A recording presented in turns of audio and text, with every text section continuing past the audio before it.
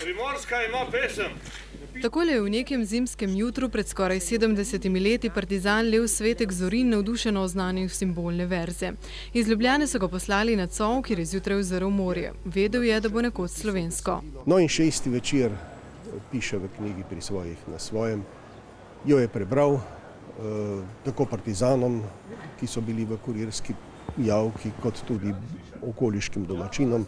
In so jo, kot zaključi, zaklenili globoko v srce. Vse do danes postala je enkraten fenomen. Jaz ne poznam pokrajine v Evropi, od Španije do Švedske, da bi neka majhna pokrajina imela himno, pri kateri, ko se izvaja ta himna, bolj si v pevskem zboru ali kako drugače, da ljudje ostanejo. In to vse od leta 1968, ko so jo prvič zapeli o 25. obletnici primorske vstaje v Novi Gorici. Pol ure dolg dokumentarno igrani film je v mislih Terleta zorel celo desetletje. Nastal je letos pozimi. Najtežje je bilo verjetno takrat, ko smo snemali gor na Colu, v mrazu, v vetru in smo zamrzvali, ko smo delali te partizanske scene. Tako je na filmskih platnih poseben film o še bolj posebni pesmi.